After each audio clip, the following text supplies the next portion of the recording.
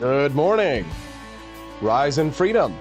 I'm Austin Peterson. You're watching and listening to the Wake Up America show. At least I hope you're listening. Yes, you are. To the Wake Up America show on the 4 Liberty Network. Oh my God.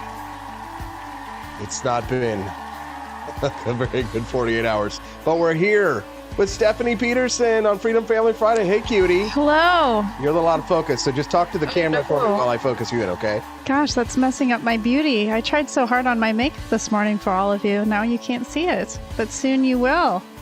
And I'm looking at our Wake Up America show mug over there. We have a very nice Wake Up America show mug here in studio, and we actually have it in our shop. What'd you say? Oh my gosh. So what has been happening? Basically, one computer after another has just been failing and dying, and these are all new computers. Like, you just got a new HP computer just a few weeks ago, and it literally just died and like won't turn on. Yeah, so we had 2 new computers, and both of them completely died. And you have to set up all the shows to see all the like fun graphics and everything that you're seeing there on the show. Except, ignore the percentage battery screen in the corner. You don't see that, Stephanie. Oh. I'm inside of a video screen. It takes, you have to set it up every single time. There's no way to really port over all your settings and have like, and I don't want to go on and on about all the woes that we're having. Needless to say, we're kind of in trouble. LW78 dropped $20 in. Thanks, bud, for being a trooper. You know that meme where the dog is in the middle of a bar with a fire all around him, and Yes. he's like, "I'm fine. This is fine. Everything's fine. This is fine." Yeah, we're kind of like that, except I'm not like this is fine. It's a problem. Yeah, we're gonna get a refund on computers. That's not the problem. Well, we'll get a refund. Yeah, we got a refund. Yeah, on both we got a refund on both. Yeah. Although one of them, do you want me to say that story? What happened? What do you mean? Where you sent it back, and apparently it never got there, and they charged your card still. Oh yeah, so I had to do like a chargeback on that one to try and get the refund back. It's been an absolute nightmare. And here's the thing: you're not supposed to run shows like these on laptops. The truth is that the reason why like I'm struggling here is because since we don't own this studio, we borrow it.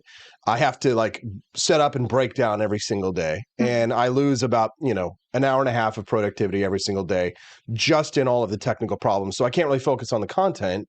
So because I'm always troubleshooting technical problems every single day, something is going wrong, something is breaking, and it's because you're really not supposed to like have like a mobile setup can work, but like you're not supposed to like run shows like this on laptops. They take tons and tons of processing power. I know Daniela Pinsek uses her fiance's gaming laptop. Yeah, and but a gaming laptop, like it's not long. It just destroys these things. Yeah, we'll see how long her laptop lasts. Exactly. So we're all sort of like we're like held together with like threads, just barely, right? And Nelson65, God bless him. Without him, there would be no show today. Oh, we love him. Tell Nelson, thank you guys in the chat. There would be no Austin and Wake Up America show, none of this stuff. Someone gave a Rumble rant. Yeah. Our friends Nelson did, and so did Nelson gave a Rumble rant. Yeah, and so did Kermode Bear. Oh my gosh, thank you. Yeah, somebody said use Macs. The problem with Macs, of course, is that like one MacBook is $5,000. Right. So when you're a power user, Mac hates people who use like power. Like they're called power users. That's what we are. But Macs are for artists. At least that's how it used to be back in the day with like the GarageBand program that they have. I'm technically an artist. Yeah. They're not really for artists. They're because as soon as you do anything other than just like Photoshop or something like that, like you have to spend tens of thousands of dollars in Apple computers in order to get the kind of processing power that you need to run shows like these. And I'm sorry that we're not like zero focused in on the news, guys. I haven't had time to read the news. I'm gonna be real. I got some clips here and there. We were talking about the Hawk 2 girl today when you were in the shower. I was telling you about the Hawk 2 girl. I do want to talk about that. But like the simple fact is that like for the last 48 hours, every single aspect of our business has like basically lit on fire. Yeah. Yes. And so we're kind of in a crisis right now, in a situation where it's like we have to decide what we want to do, going forward, how we're going to be able to manage this, just because it's kind of gotten so big now to where it's like, it's too big to fail, but it's like, like it's not that we're failing. It's not like necessarily like the problems are really financial. There are some like cost related problems, but it's just the logistics of running a show where I have to move it every single day, right? Right, you have to be like a chicken with your head cut off every day. Yeah, I don't get to stay in the studio every single day. As soon as the show's over today, I have to like scramble all these wires and cords and computers and laptops and all this stuff and get them all put away in a box, like, and then like get it into a closet and get out of the way for the people who actually use the studio. So, one of the big problems, of course, that would help would just be, having our own space. And we are looking. I did go to some areas. We live in a rural town, and office space is either $500 a month, and you can have Christmas music playing at full blast outside your door, and there's no bathroom, and you have to walk half a mile to get to a bathroom, and that's $500 a month. Or it's $2,500 a month for you to be in some stuffy office that can't actually fit all of your equipment and cameras, and you just can do meetings and different things in that. Oh my gosh. So we're kind of fucked in a way. And the thing is, it's the internet. It comes down to the internet. Yes. If we were in any other city, Detroit, Kansas City, St. Louis, we'd have internet and you could work wherever. So I'm not kidding you when I'm telling you that Stephanie are actually like considering like moving. Truly, a few hours away. Yeah, we're actually considering moving because I can't do my job. I can't grow. I can't continue to do a show that's based around content and produce videos. I can't upload videos. Yeah. Right. And it's like, it's a problem all over Jefferson City. It's not like I could go to a different building and still get the same internet. Mm-hmm. Right. So it's like, I'm slowly I'm getting pushed into a corner. Nobody puts baby in a corner, but I'm getting pushed into a corner. Yes. Well, the ultimate question that I come back to nowadays is, what keeps us in the place that we're living in? Why are we here? Right. And I've only moved once in my life in terms of out of the state of Michigan. And so now that I've moved out of the state of Michigan, I'm like, you know what? I'm not really attached to anything. I can go anywhere. And so I honestly, it wouldn't upset me if we had to make a move because I already left my home. Yeah. And it's tough because, ideally what I would do is I would get a house and I would just build out my studio in the house if it's fast enough that I could work from home and we could have the studio in the house. Mm-hmm. But then there's problems of how do you bring in guests, right? Like you know what I mean? Like you could, like, it's fine if it's you, but when we have like strange people coming into our house and then we have a baby and all that kind of stuff, like there's so many logistical problems. Like again, George and Calvin love to bark. Yeah, exactly. They love to bark and all that kind of stuff. So like another thing that we're thinking about doing is just building a house at the farm where my dad actually lives out in the freaking boonies more than we do. And he has internet. He just got it this past year. Internet. God damn it. He has fiber. Is that what it's called? Yeah. Yeah.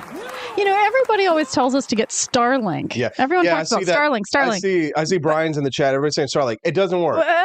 25 up is the advertised speed. It's not the actual speed, and it's not a consistent speed. And that's not I just think it's probably never going to happen that you're going to get satellite internet at a constant speed of and you really just need it to be constant above 25 really to like not have any problems. Right. We're doing if we weren't doing a live show, no problem. Oh, we'd be fine. No problem. We have great cameras. Oh, yeah. Thanks to our supporters. We would just upload our videos, and all that kind of stuff. But then we wouldn't be able to hang out with Kermode Bear and John and Casey. Brad Beckman says, moving, I hate this idea. Yeah, I know. But Brad, you'd be a remote work from home worker. Brad, no worries. Exactly. You don't have anything to worry about, Brad. Like, I'm not going anywhere. Yeah, you are too precious. Brad, and you basically share a brain with Austin. Exactly. Brad is not going anywhere. So you don't have to worry. Brad doesn't have to worry about anything. But, we're just kind of fucked, honestly, when it comes to our situation. At least I am. Like, if I want to continue like to run this business, I need a solution, and I need fast computers, I need fast internet, and I got to get somewhere where I don't have to spend, because we did the math yesterday on how much productivity and money I lose. I lose about $7,000 a year. Oh yeah, just setting up the show, and breaking down the show every day, which I shouldn't have to do in theory, Mm-hmm. right? And I appreciate Scott. It's nothing wrong with the studio. It's a great studio. Would love to. Would love. Scott has been such a blessing. He's been amazing. Would love to stay. Absolutely. But like, there's always like the Thomas Sowell economist in me says that everything comes with trade-offs, right? And the trade-off here is that I have to like set up, get here way early, set up, and then rather than like focus on the content and write the show and like focus on my guests and read the news and produce a good show, right now I have to talk about all the problems that we're having instead of like talking about the news because after the show I have to break down again. You know, so, and we shouldn't have to do that, right? So it's, and that's not Scott's fault. It's, you know, he's very generous and all that kind of stuff. So again, another way like that we're kind of fucked. And then the computer situations have been a situation too. So it's been a humongous problem for us, and I'm stressed. I'm stressed, man. I'm not gonna lie. Not a lot of stuff really gets to me, but I'm kind of starting to like get. I'm like the other day. My heart was kind of like racing, and I was like I was starting to gray out a little bit because of the stress. Yeah, that's what you said. Yeah, I was on the show. I didn't say anything, but like I went to like a commercial break without telling everybody, but I started graying out because I'm just like I'm overclocked. We always joke, but not really joke, that you'll probably have a heart attack or like die while you're streaming one day when you're super old. Yeah, it's gonna. Yeah, exactly. Well, you know, yeah, that's probably how I'm gonna die. Yeah, but it's because it's too hard for one person to do almost everything. Now Nelson, thank God, saves my butt. Yeah, but even still, it's like I have to like. Even Nelson sees it. Something breaks every day. Yeah, you're not making this up. Yeah. It's the weirdest thing in the world. This morning, you couldn't even open X or Rumble Studio. Yeah. We were like, what is going on? Yeah, yeah. And I'm pissed at like there's some things that it's like outside of my control. Like, listen, I love Elon Musk and I love what he's doing with Doge and all that kind of stuff. But it's time to like for me to talk out. Maybe I shouldn't like go too far and talk shit on people. I don't want to burn any bridges. But X fucking sucks. Okay, it doesn't. I know everybody's like, oh, it's fine on your app. It does. The app doesn't work on my phone. The X app? No, it doesn't work on my phone. The X app doesn't work on my phone. And I've tried to fix it and I've done the cache. I've cleared it out. It does not work on my phone. When you say it doesn't work, you can't even sign on? Thank you, Bucks Nasty, for the unfucking. Oh, thank you. I'm going to have to drop like $8,000 at Micro Center tomorrow to buy computers and a bunch of shit. So please, guys, if you can, help us out. I'd be very grateful. Thank you. You know, I almost think that's a good news topic is talking about X and the monetization. Well, everybody's talking about it today. Everybody's talking are they? Yep, it's trending. Elon Musk's X user reactions to they changed the platform to where now they've like they made it so you can't see what time someone tweeted something. Are you kidding me? It's stupid. I specifically go on Twitter to see what time people post things. Yes. Like, for example, so I can get the latest news. Yeah. Oh, it matters. If something happened, like an earthquake, for example, yesterday, you go right on Twitter and people are reporting on the earthquake and you see the timestamp on it. Yeah. Here's another problem. Exactly. Yeah, exactly. Here's another problem. The thing that they fixed that didn't need to be fixed.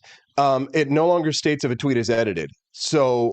Oh my gosh, that's not good. So what if all these people are liking it? Yeah. And they liked the original version, not the edited? Right. Yeah. Exactly. That's terrible. No, that's stupid. It's stupid. It's really dumb. And here's another thing. Let me tell you something. Okay. I spend advertising dollars on X. Okay. So a lot of money. Okay. A lot of money. And they have bounced me around and their reps for their ads get paid on commission.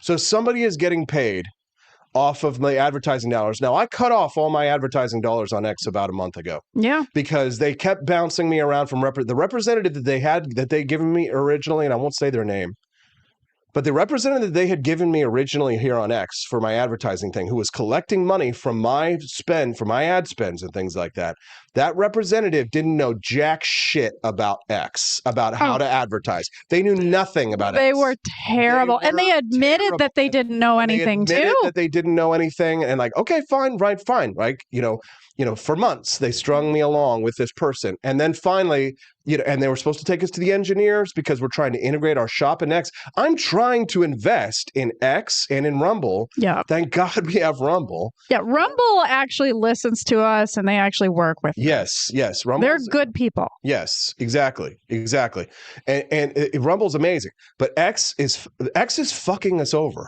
And they're fucking over the people who they say they want to help and support.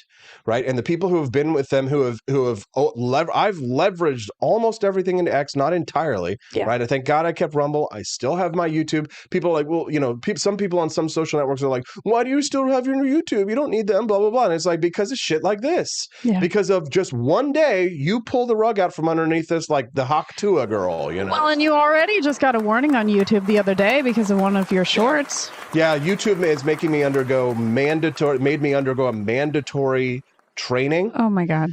Because Brad, bless him, he posted the RFK Jr. clip where he's talking about we're not going to say it, but RFK Jr. is talking about the one topic that you're not allowed to talk about on socials. Sure. He posted the video, and it was not like we were not making one claim one way or another, but RFK Jr. was simply talking about it. But they gave me a warning and said this warning lasts until March. If you do this again, it will be a strike, and you will lose access to your account. Oh my God. Lose access to monetization and all that kind of shit. We already lost monetization once. Yeah, exactly. But yeah, in terms of X, I think I'm starting to realize it is more and more of a sham because I have been waiting to get subscribers to be approved for subscribers for years. Yes, you've been paying the $11 a month or whatever. I am premium, and they still will not let me get subscribers. Yeah. And in terms of monetization, I make nothing. I make nothing at all. Literally $0. You are better off. You probably have about as good of odds playing the lottery as you do making money on X. Yeah. Like these influencers who are out there saying, oh, you made $30,000 on X. Oh, it pisses me off. Like these people, and a lot of them are within our libertarian network. Yeah. And they're all out there. Oh, we're making $6,000, $2,000. Here's all you have to do. Here's all you have to do. No, actually, I methodically systemized all the advice that we had from the people who are the big X influencers of what you're supposed to do and for weeks. And we changed little variables here and there, did it very as scientifically as possible. No change. No change. Yeah, they claim that you're supposed to follow anyone with a blue check mark and comment immediately on their material. Right. And Frickety, he's like, that's discouraging. X is so unreliable. You tend to pull good numbers from what you said in the past, but the numbers are deceiving. So get this. They lied to us actually about numbers. Yeah.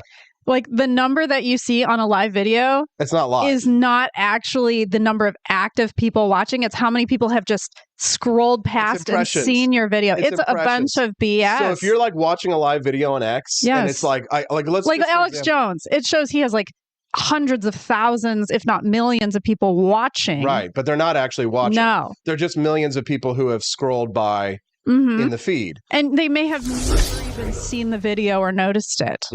Yes. So hold on. So I got the screen pulled up actually right now. Let's see if we can see just how many people are looking at us over on X. Let's check. Yeah, usually it says like thousands, a few thousand at least. Yeah, it'll say a few thousand. Okay, there's 257 views. So I'm not advertising the show anymore, so it's not getting numbers. And so, there's 257 views. That means that only 257 people have scrolled by it in the timeline. Right. But there could be like 7 people watching live over on it. Because their chats are complete crap in terms of their live chats. Like nobody ever types in live ever. No. So you have no idea who's even watching. If you're Vivek Ramaswamy, if you're Elon's friend, right, you will get boosted.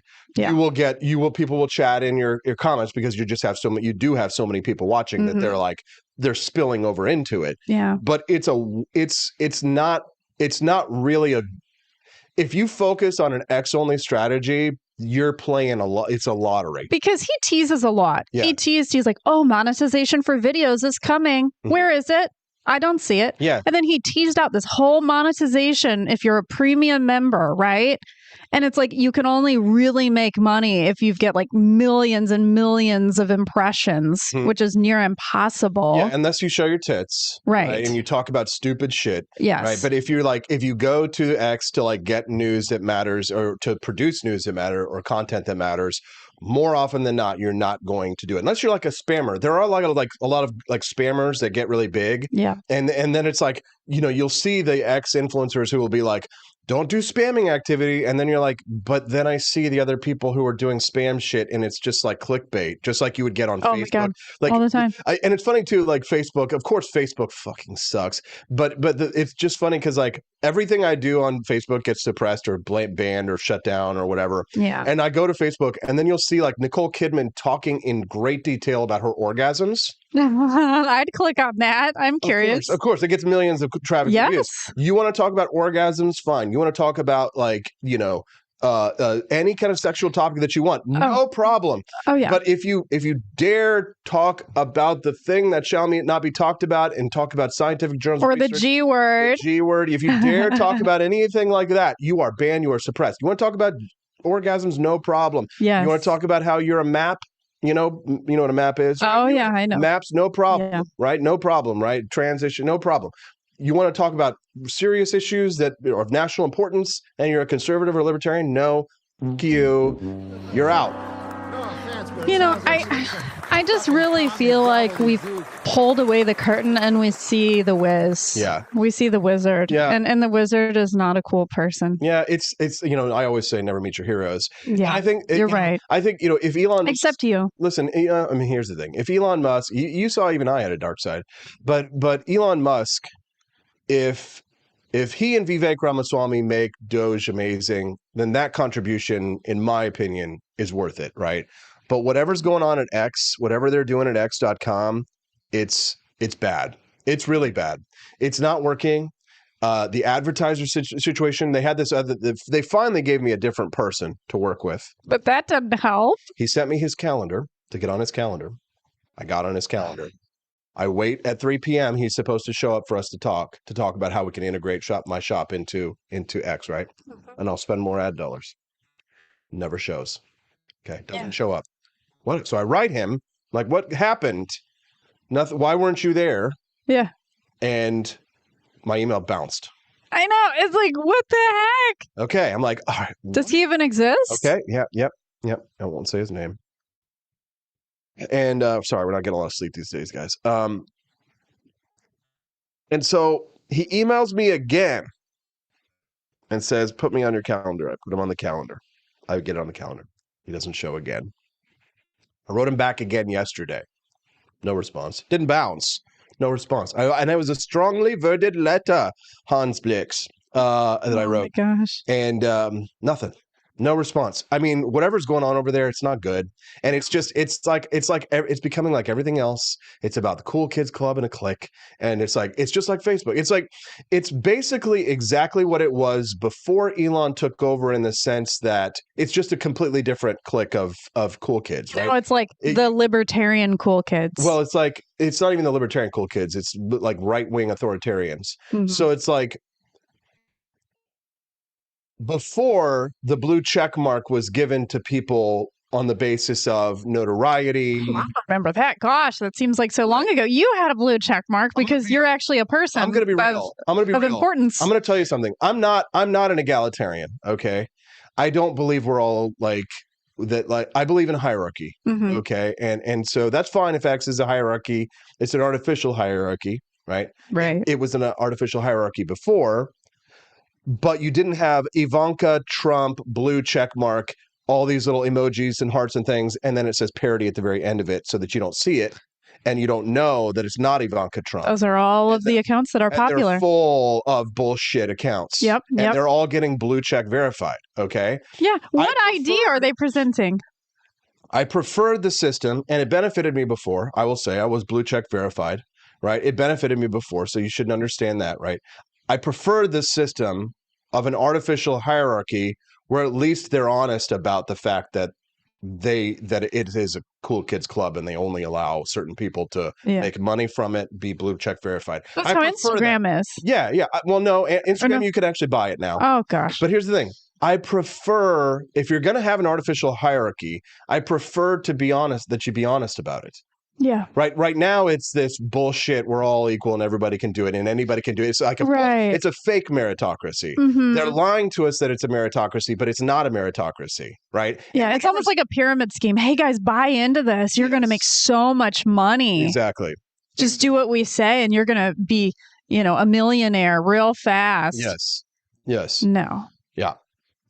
Yeah, it's just not. Oh, look, there we go. Oh, What we happened? finally got an email back Are you kidding me? This guy from emailed you? like 9 minutes ago. Oh, really? He was probably watching our show as we were start complaining. slamming We Twitter. start complaining and things start to work. Really, I'm really curious what he said, to be quite honest, but I know you can't read it on air. no, I won't. But I'm still leery about it because I just feel like it just feels like a shell game, Mm-hmm. And I don't know how much. Like the thing is like, how much time, energy should you really be spending on these things and stuff like that? Like you have to understand. This is what I'm telling you. The social networks for me, I don't count on them. There's a reason why forlibertyshop.com exists. Yeah.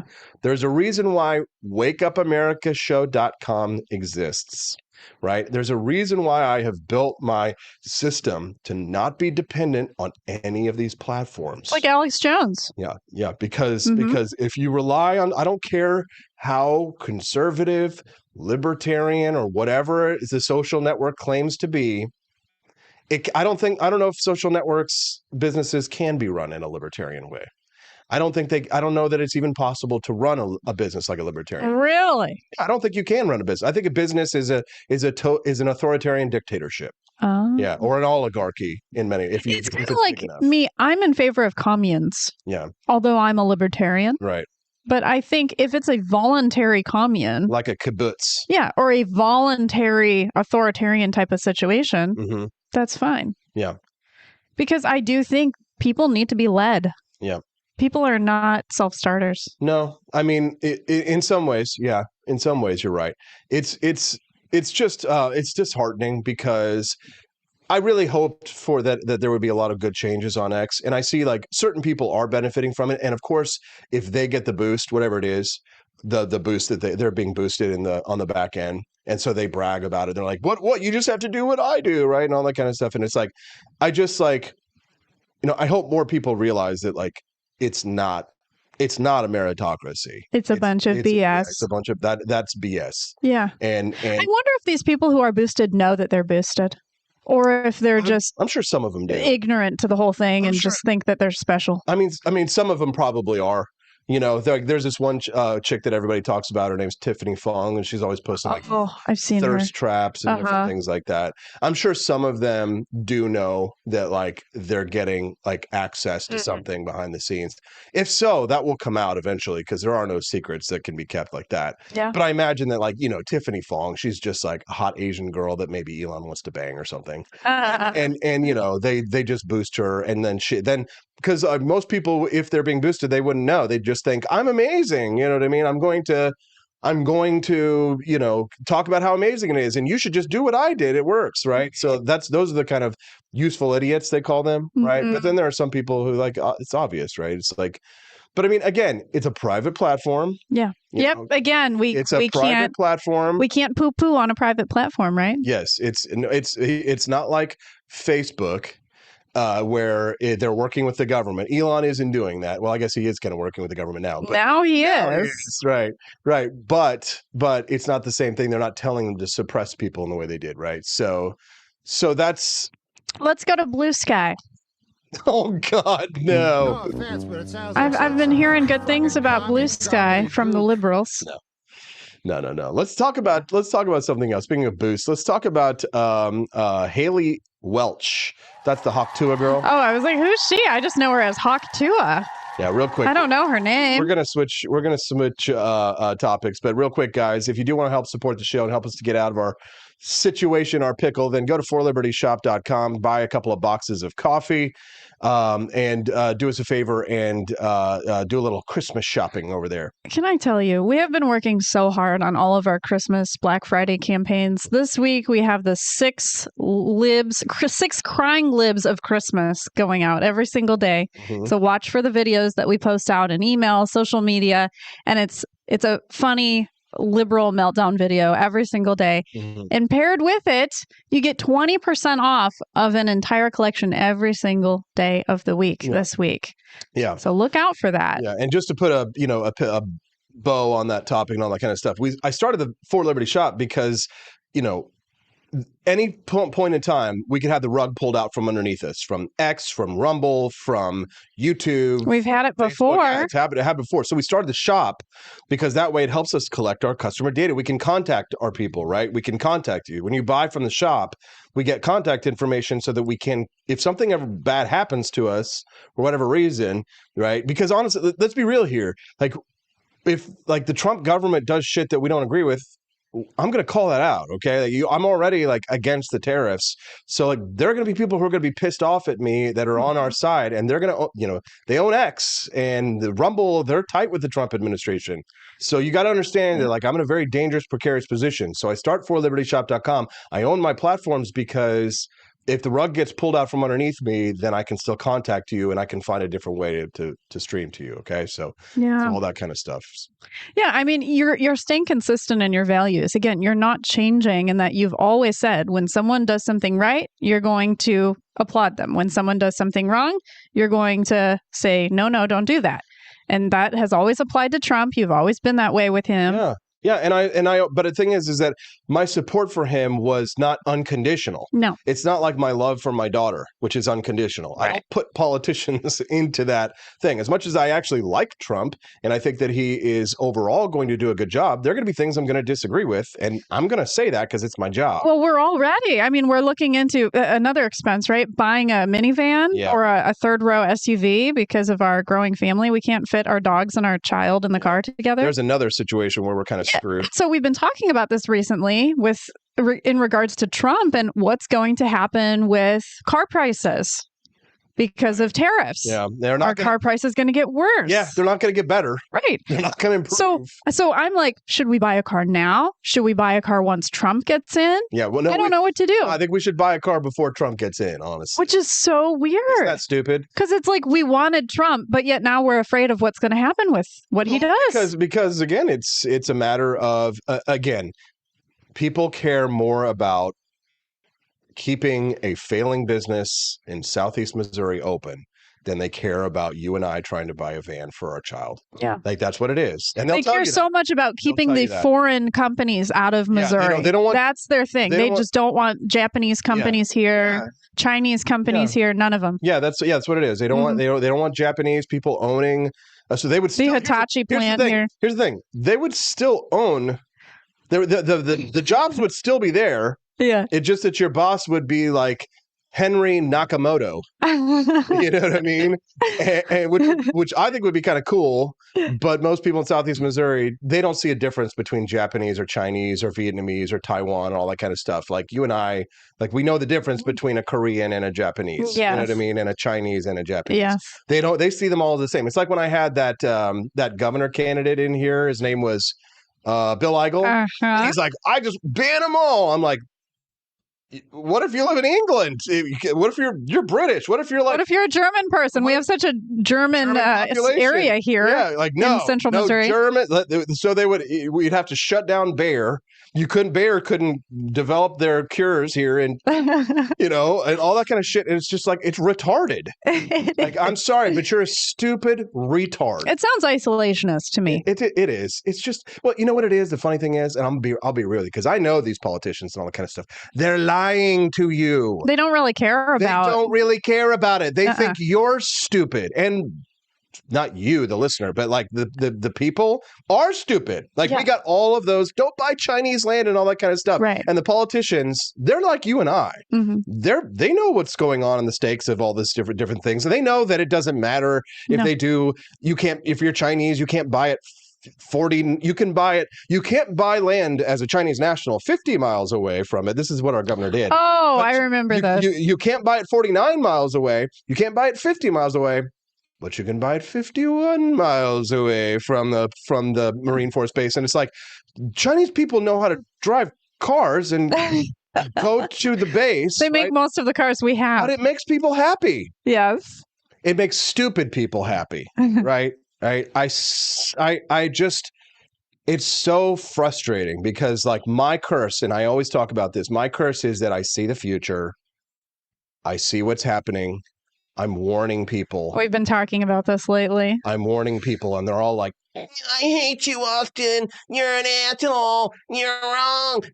And then 5 years later, everybody's like, it's like the kid who says the thing quietly, and then somebody else comes along and says it like louder. I see it all the time. Oh, they're like, you know, it's taken so much for me to realize this. Yes. Oh, yes. That I believe this. Yeah, it's and like, it's so hard to admit it to all of right, you. And I'm so ashamed. You're talking about Clint Russell. Oh, and yeah, you're talking about Clint Russell, how he endorsed Donald Trump the week before the election. Yeah, and he was acting like, this is so hard, guys. Stop bullying me for this. I know I'm the first one. I'm the pioneer. Yeah. No, you're not. Yeah, Andy donated $50. Thanks, Andy. Andy, thank you. I'm about to go to Micro Center this weekend and drop about $8,000 on new video equipment and all this kind of shit. So thank you, Andy. It's going to be because we don't even have a Best Buy here in our small town. It shut down, and then a Big Lots came in, and that shut down. Yeah. Like everything is shutting down here. That's how small I can't buy a computer in Jefferson City unless you go to Walmart. They don't make computers that can run a show here at Walmart. And so they have like one gaming computer and it'll have like one USB port in it. You know what I mean? So I'm kind of fucked in that situation. We're kind of fucked. Yeah. But no, it's just funny because it's just, you know, all these unprincipled people, all these stupid people. This is the funny thing is that, you know, we always talk about how we're not a democracy and we're all not. We're a republic. We're a republic. We're not a democracy. Yes. But here's the thing. This is a populist time, right? And it's always the populists who are like mostly who are like on the right who are saying things like we're not a republic, we're not a democracy, we're a republic, right? But here, what is populism? The popular vote? No. What does it mean to be a populist? You know, if you don't know, it's okay. I really don't know. It's okay. To be a populist is to be anti-elitist. Oh, okay. When you say we're not a democracy, is that an elitist? Or is that a populist thing to say? We're not a democracy. That's a populist thing to say? I don't know. If you're saying we're not a democracy, what are you communicating? What are you saying? This is not a democracy. What are we what are you saying there? What is the underlying message that we're not a democracy? Well, because we really have an electoral college. We're not a full democracy in that the popular vote wins. That's right. We're not equal. That's right. And we are a representative republic, meaning that you don't even vote on all the issues that are in here. Right. It's the electoral college. No. The electors. Nope. Oh. You know, let's put the electoral college aside, honey. It's okay. I love you. You know, it's okay. You know, lots and lots and lots of stuff, but this is very, very tricky. Yeah, I have no idea. Most people have not run for president of the United States or office and figured all this stuff out. Okay? No. It's fine. I love you. This is why we're not a democracy. Actually, the reason we're not a democracy because you don't know what the fuck you're talking about. Yeah. I love you. No, yeah. And I'm not saying that to you as a royal you, but I mean not you, Stephanie, but everybody who doesn't understand this. Okay, we're not a democracy is an elitist statement, right? Because people are stupid, and the people are retarded, and they don't deserve to govern or rule or to be in positions of power to make decisions. We elect other people to do that because most people don't have the time to read, don't have the time to pay attention. They don't understand how the system works. We send representatives to go do our job for us because most people are not going to pay attention. So when you say we're not a democracy, you're saying you don't get to vote. Well, that's true. That's right. You don't get a vote. So isn't it okay to say that? Most libertarians say it. But it's elitist. Oh, yeah. I am an elitist. Oh. Okay? We're not a democracy. Okay? No. So your opinion on tariffs is why we're not a democracy. Right. Because there is no economic argument. There's no economic argument in favor of tariffs, right? Oh, they're cheating. They're doing it to us and all that kind of stuff. Yes, and if someone else throws rocks into their harbors, if the Chinese went out and they blocked off all of their foreign trade, would we go out and would we throw rocks into our harbor? Would we destroy our ability to do international trade if the Chinese do it? No, the Chinese are fucking themselves with communism. They're screwing themselves over. So the solution is not more communism. Okay, the solution is not more big government, right? Well, if you want to argue it's a national defense thing and we need to make certain materials here, blah, blah, blah, you could say that in some sense, but trade with Argentina instead, right? Take the pharmaceutical businesses and move them to India instead. Take them to a trade with a better partner, because we can't manufacture everything in the United States. We just can't. And here's another elitist statement for you: get a better job, learn to code. Right? This was a big story. Guess what? The elitists, you know what the elitist says? Learn to code. They do say that. Get a better job. Automation is coming. The Luddites have lost every battle throughout history, right? The Iceman cometh, and then he goeth. But the funny thing is ChatGPT codes.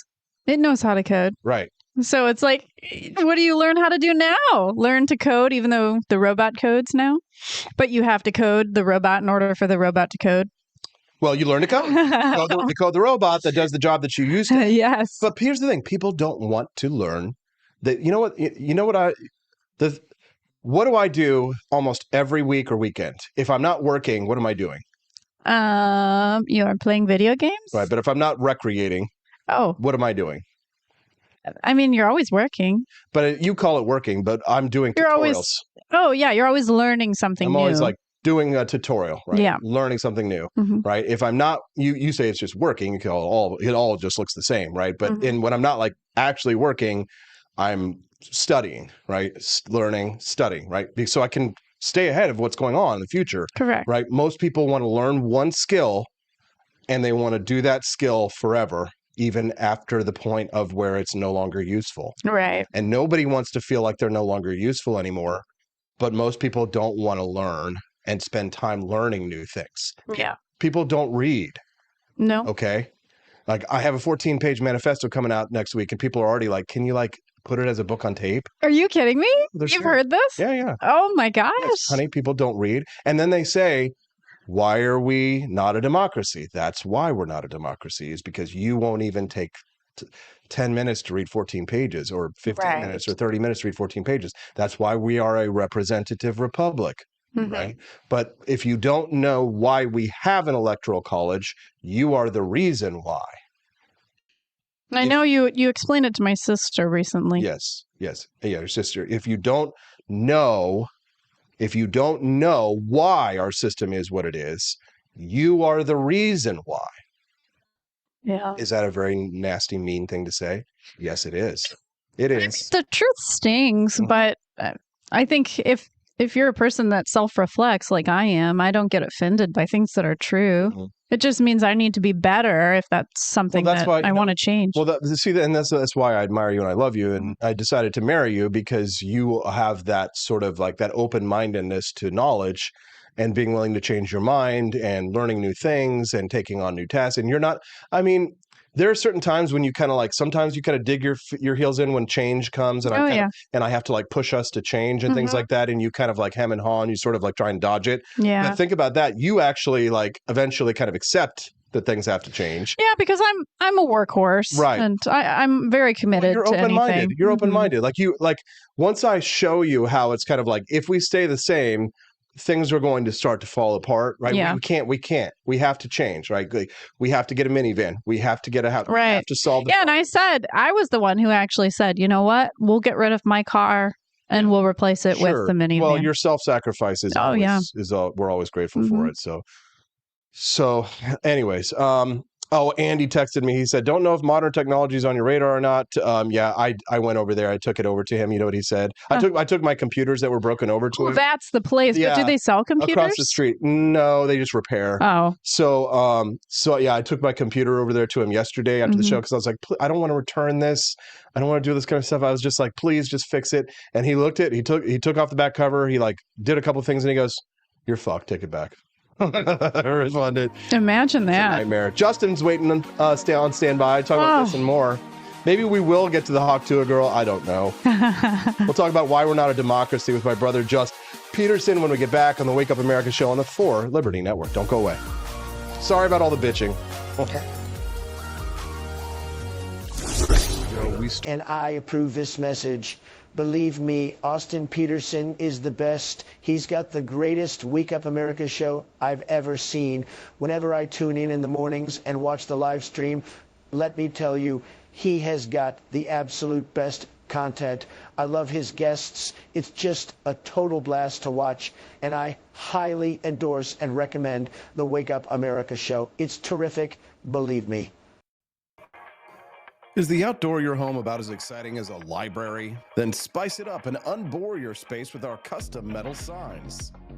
Crafted with love and a bit of libertarian magic, you can customize your own metal sign at ap4libertyshop.com. So head to ap4libertyshop.com, customize your own metal sign today.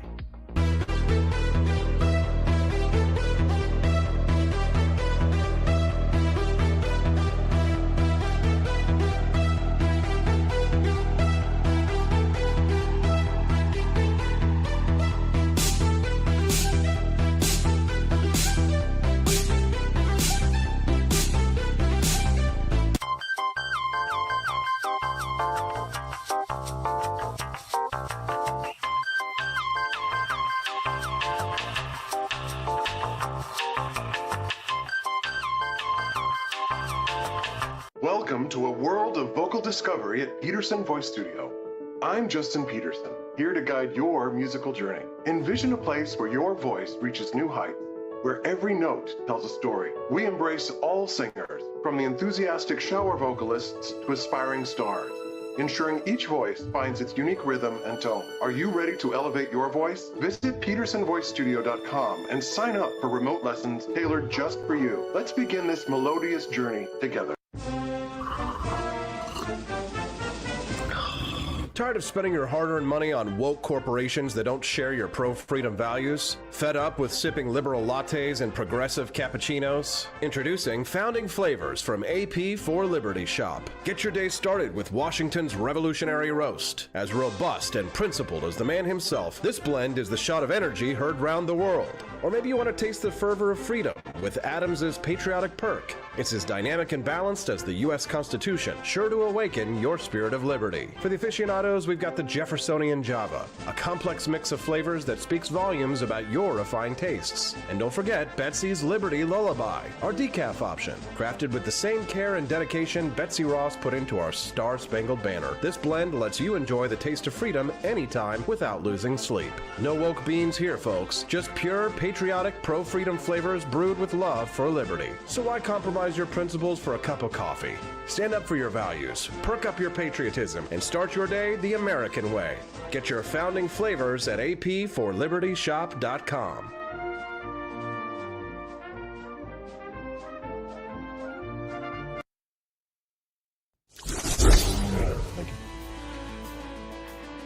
Good morning, rise and freedom. I'm Austin Peterson. You're watching and listening to the Wake Up America show on the For Liberty Network. We're glad to have you here. We are in network, aren't we? Stephanie Peterson joining us live in studio. Yes, and apparently we're having a Liberty-thon. Gris Cheese was calling this a Liberty-thon. It kind of is, right? People are donating a lot, and we thank you so much. Yes, we're very grateful. Thank you, Gris Cheese. Andy Opperman dropped $50 in as well. They're calling it the unfucking. Yeah, everybody's being really supportive, and they're just saying, they're very sympathetic and they're here for us. Yeah, we got to drop like $8,000 tomorrow at Micro Center in St. Louis to try and fix some of the technical problems that we have. Any amount that you can give, please bless us with something. Can you bless me with something? Oh, gosh. Money-wise. Please. Can you suck it? What? We still haven't gotten low enough to join OnlyFans yet. We're almost there. We don't need OnlyFans. We got Only Stans. I stan Justin Peterson, my brother, live. Not on set, but here with us from Boston. Good morning, Justin. Good morning. Let's see if we can How's actually. doing? Going pretty good, Justin. How are you doing? I'm doing awesome. It's Friday. Yes. We made it. And it looks like we. Go ahead, Justin. What? No, we've go got audio. We can hear him. Everybody can hear him. Oh, Thank God. Yeah, I know. We were all waiting. Like, can we hear? I was on tenterhooks. Tenterhooks? I thought you were on tenderhooks, Justin. No, I gave that up years ago for Lent. I gave that up for Lent. I decided I'm gonna live like a monk. I'm gonna be a monk now. I'm going to sit in a cell and I'm going to recite the Ave Maria all day. That's my new goal in life. Justin, we're glad to have you here. I know you've been listening to what's been going on. We're in a little bit of a situation. There's a chance that like the computer might just turn off in the middle of the stream, and then it's just kind of it's over. So just be ready. Okay, you're good. You're good. It could happen. It could happen. Remember, we cannot control what happens to us, but we can control how we react to what happens to us, right? How dare you? Baby. How dare you? Amor fati. Amor fati. Heck Exactly. yeah! I have a plaque of that in our kitchen. And how dare you use my motivational speechifying against myself? Joni Rankin. We all need a reminder sometimes. Like, I'm my own worst enemy. And so it's like sometimes I just need people to remind me. Like you bring me water. I don't remember to drink water for myself, but you remember for me. Yes. So I need that. Yes. Justin, tell us, I was confused about Advent and like the 12 days of Christmas. I didn't know that it started on Christmas. I thought the 12 days of Christmas like ended on Christmas night. Will you please tell us quickly the Advent? Because Stephanie, doesn't know like the Christmas traditions and she's still learning about them. So what I'm going to take this from Anglicanism because that's sort of kind of the pot that I most enjoy being stewed in. Okay. But basically, the idea of Advent starts on the first Sunday of December. Oh, okay. It's like 4 weeks. But so it was Advent this past Sunday. Yes, that's Okay. right. That's right. This last past Sunday was the first Sunday of Advent. And Advent, actually, people don't even put their trees up until Christmas Day. Yeah, Nelson was saying that he doesn't do his tree until like Christmas Eve. That's right. That's normal. That's the normal thing to do. Really? So Advent is about expectation and waiting. It's a very contemplative time of year. It's very like you're waiting, you have you do all of the stuff, and there's a Christmas Eve service, and then it's like, woohoo, Christmas. And then the Christmas lasts for 12 days until Epiphany, which is when the wise men come. So you actually stay in Christmas until like January 6th, I believe. Oh. And that's when the wise men come. And so the 12 days of Christmas are Christmas Day and then the 12 days after that. Because, that's how they set it up. So, we're like, December 26th, we're like, we're done. And I'm like, well, that's actually the second day of Christmas. Stephanie and I, though, we put our Christmas tree up like right after November. She wants the Christmas tree up, and we made it. Yeah. I did everything because it's baby's first Christmas, so we made it like magical, like the. It's been our tradition now for a few years that my Jewish mother helps us put up the Christmas tree. and she honestly, like, she's very stressed out about it. Obviously, like she's got kind of like religious stress about it, and so she's given us lots of like Hanukkah ornaments to put on the tree and all that so kind of stuff. it's like a Hanukkah bush. Yeah, it's like a Hanukkah bush almost, right? Did you colonize your mother-in-law, Austin? Yeah, did you a little bit. Colonize her? Yeah, a little bit. It's like she wants to be part of it, but at the same time, I think she feels conflicted. Every Jew has guilt, including me. Like, I feel like I'm doing something wrong, even though I'm not. Right. Yeah, and I tried to like make her feel a little bit more, cautious. I'm like, listen, it's not a religious holiday for us. We look at, it's Santa Claus is not in the Bible, okay? Right? So even the Christmas tree itself was inherited. Right, the Christians inherited the Christmas tree from something else, didn't they? Yeah, it's an old tradition. I mean, it goes back to ancient times. I think it's German. I think it started in Germany. It was a German tradition, like ancient Germans, like way, way, way back. Yeah. And Justin, you've come over. Liz is asking. You've come over to the Episcopal side. Is that what? No, I'm not Episcopalian. What is it? No, I consider myself to be Anglican. I would say I'm. This is going to sound so weird, but I'm probably very much more traditionalist as an Anglican, like more Anglo-Catholic, which is fun because you basically get all of that tradition and none of the guilt. So there's Catholic and then Anglican Catholic? Yeah, there's a lot of and there's a lot of Catholic guilt too, not just the But the Catholicism just means what Catholic means, what has been believed by at all times in all places. Catholic in the lower C, you know what I mean, is like, if you say something's Catholic, it doesn't necessarily mean Roman Catholic. It means like it's Catholic, meaning it's inherent in the beliefs of the most number of people. It means you believe in the teachings of Cathol. It's a Catholic. Did Catholicism come first before all the others? Catholicism was the first church, wasn't it? It was like the first Christian church. Because then there's also the Orthodox, right? Which is the Eastern Orthodox, which is what Episcopalianism comes out of, obviously Anglicanism, it's the American version of it. So Episcopalians are the American versions of Anglicans, because I think the Episcopalians didn't want to be codified under Anglia, which means England, right? Because that's what Anglican means. It means Right. England. We said we wanted to separate ourselves from it. Right. But even Lutheranism, I mean, like the idea that Martin Luther wasn't looking to start Lutheranism. He was just trying to reform Catholicism. You know, he loved Catholicism. He loved all the, you know, the traditions and blah, blah, blah, you know, all that stuff. But like, you know, it's a fascinating thing. And I think it was one of the things that I have found that has been interesting, because we never studied that. You know what I mean? Growing up, we never were like, what does the tree of this religion look like? You know, No, we studied, the Southern Baptist tradition is like 100% focused on the Bible, the teachings of the Bible, the story of the Bible, Jesus Christ of Nazareth. And there's a bit of a mystery regarding the Holy Spirit's role and like who Jehovah is, right? But there's not a lot of family tree stuff.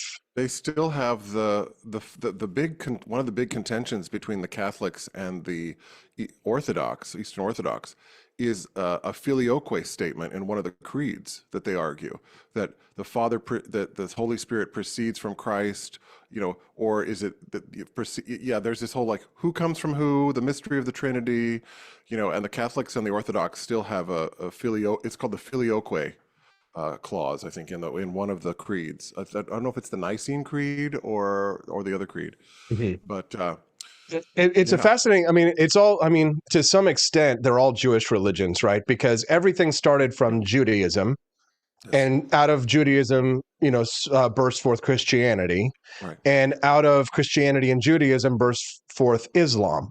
Right. So they're all intimately tied to one another, and they even have, many of them, the same prophets. So, for example, Islam sees Jesus as a prophet, not the son of God, but as an important prophet. And Moses is an important prophet in Islam. Big time. Yeah. But Moses is like the prophet of Judaism. But so is Abraham. I mean, Abraham's the Abraham, because that was the original covenant. Right, that's the guy that God said, you are going to be the one who gets all the people, all the children. Right. We were watching this funny comedian. Pause that. I want you to say that. I have to say thank you to Pulp Fiction and Grizz Cheese. Grizz Cheese went over to the shop and bought a bunch of coffee. And I have to remind you guys that holiday coffee, it's going to be gone in like a couple weeks. So if you like Martha's Mint and if you want to try the roasted chestnut, get it now because it will be gone soon. Thanks, Grizz Cheese, for buying the holiday coffee. And thanks, Pulp Fiction Buff, for the generous donation of $10. We're on a Liberty-thon today. I like that term. Yeah, well, we're trying to help raise money to buy the computers we need to get this studio back up and running as it was. But go ahead. So we were watching this comedian lady who was talking about the difference between Christianity and Catholicism. And she was like, Christians say, I have a direct relationship with God. I talk to him. I know him. And then Catholics say, you need to talk to this person in order to your saint first. Yeah. You need to talk to there's no direct line to God, right? With Catholic. You can't have a direct relationship with him. You need to like speak to the customer service agents before you go and get straight to the big guy. Is this Verizon? Yeah, it's like Jesus is like the big guy. And it's kind of like, are you sure you need to take your problems to Jesus right now? He's very busy. They're like, you can talk to Mary, but you can't talk to Jesus. Right, yes. Well, the other thing too is like when the thing with Catholic, you know, I think Roman here, is that there's also allied with Scripture is also tradition, and that's the balance that's always been kind of, you know, going on is Scripture and the tradition, and Anglicanism, as far as I understand it, is what they consider to be the via media, which means the middle way, where they try to bring in the scriptural element and also the tradition as well. So you kind of marry those two things. Because, like, you know, we didn't learn about the what am I trying to say? Oh boy, the brain. These conclaves, right, where like the Nicene Creed came out of, all these different patterns of where they would all get together and be like, okay, we need to decide on what we think about X, Y, and Z. You know, and they'd have these giant. Oh gosh, somebody in the chat will probably tell me what they are. But there's like where they all get together, and this has been happening since 200 years after Jesus died. And that's what we mean by tradition, because we're sort of believing, you know, or we think about what these people have thought. Whereas like American Christianity is really something that just started in the 1800s. Like it's its own spin-off kind of thing. And a lot of the belief systems that many American Christians have are truly not even in the Bible. Like they didn't come Yeah. around. They weren't. No, they weren't you're even right. considered Like, to so, be like, like religious beliefs until right, like like the the 1800s. yeah, you're talking about kind of dispensationalism, Well, right? just like the Which rapture and things like that. It's yeah, like this that's this a whole concept. thing that was Right. This whole the idea that you're going to like go to an actual like burning lake of fire, and that there will be like the end days, like in the what's that book series? I read it Oh even yeah, as a kid. Left Left Behind. Behind, right? All Yeah, that yeah, stuff that didn't exist in Christianity until the 1800s. So it wasn't like there was this whole concept that we have right now of like the concept of punishment, like right. for not accepting Christ, that didn't come around until the 1800s in the United States. Yeah. But it's the fascinating thing is like I speak to Danielle, which is Stephanie's sister, who's Jewish, right, and she's of the Chabad sect, and they don't like their belief is nobody goes to hell, but that heaven is sort of like the afterlife is like a giant coliseum. Do you want to share it, Stephanie? You know. Yeah, the way she says it is, yeah, it's like a stadium. And so the good Jews, the ones that do the most mitzvahs or good things, Mhm. they get to be in the front seats. And then people like me are up in the nosebleeds. The less mitzvahs you do, the higher up you are, higher up, but really lower. The lower you Works-based. are in the stadium. Yes, Yeah, yes. works-based. We Yes. are we owe Derek Mollier, who I don't know that I recognize that I name. don't know that name. Yeah, Derek. He says thank you, AP. Donated $25. Derek, Oh my goodness. send us a text. Derek, introduce yourself. 573-319-1586 is the text line. Again, that's 573-319-1586. You can see it there on the screen real quick. One more time, I'll say it out loud for you, Derek. 573-319-1586. If we do know each other, I'm embarrassed and I'm sorry, but we would like to connect with you, Derek, because somebody who's that generous, we should be friends with. So hit us up with a text message and let us know who you are. We know a Derek with a W last name. Right, we don't know Derek Mollier, so maybe Right. it was somebody we know, but we don't recognize the name. So hit us up. We don't allow generosity of that nature without us being generous in returning. And let us know, okay? So thank you very much, Derek. We appreciate you. So Justin, then tell us about in your theological tradition that you are in right now. Is there a fire and brimstone hell? Will you go to hell if you don't like? I mean, as far as I understand, like that's yeah, but I mean, it's like Yeah. the thing about here. Let me just kind of wrap this up in a bow. The thing that makes me interested in this is I believe in preserving the cultural institutions of the West because they're all under attack. And I feel like there's been a great amount of we talk about the replacement theory, but there's really two, in terms of like, people getting replaced or whatever. There's another replacement theory, which is that when you siphon out religion out of a culture, something else religious comes in. And I think that's what I have seen with the Marxist leftist stuff, is that when you have this nihilistic belief in nothing, you make yourself a god, you turn yourself into a god. And that isn't really good for society as a net whole, because then people start to live in a way that's, very self-seeking, and there's no sense of like, oh, helping other people, or like, a sense of generosity. I mean, I'm kind of like It's a Wonderful Life kind of person. That's kind of it's like everybody's life has, we all touch people's lives, and I just feel like it's a complicated thing for me. I think because it's. Do you regret giving me all of those Sam Harris books and Richard Dawkins books no. Okay. Because but I will say this. I think part of the problem was fomented by that, because guess which was one of the first spaces to go super woke was the atheists. The atheists, yeah. Yeah. They went. They threw off God and they put on this other religion of Marxism, postmodernist Marxism. Yeah, Mm-hmm. And they were like, well, we'll just believe in this. And then they started making these absolutely incredible claims. They were like, well, we don't believe in metaphysics, but we believe that men can become women. And I'm like, wait a minute. Yeah, like Neil deGrasse Tyson. Yeah, you'll see Neil deGrasse Tyson. Did you see him on Bill Maher? And Bill was like trying to get through to him, and he's like, well, in certain cases, women can outperform men in such a situation. It's kind of like, and Bill looks at him and says, file you down as part of the problem. Yes. Oh. He literally took a match to all of his credibility, in my opinion, in that, because I was like, you are no longer someone to be trusted. Thomas Sowell had this great quote about experts, that they are often so what is it he said? He sent them something to the effect of like, they don't really know how misguided they are, but because they think they're right. I see this a lot. I was watching a video yesterday with a friend of mine sent me, and he was some guy sitting in his car talking about how, Trump voters, are the problem. And, he knows because he's educated and he's so smart and he studied all this stuff. And I'm like, were you educated? Really? Were you educated, or were you really just indoctrinated? Like, and also can we just get away to the appeal to authority that someone who has a college degree is somehow smarter or better than someone who doesn't have a college degree? Now pause, Justin. Hold on. There's a woman this week. She became very famous. She just got her PhD in olfactory ethics. What is that? That is, if you think someone smells bad, you might be racist. Oh gosh, yes, I saw that. So I mean, like, I don't know anything about our sense of smell compared to our racial views. So I mean, she's an expert, right? So I should probably trust the expert. I mean, she says she's got a PhD in olfactory ethics. I mean, maybe if I think a homeless person is stinky, maybe I should check my premises. I mean, she's a PhD after all, right? So I'm joking. I know.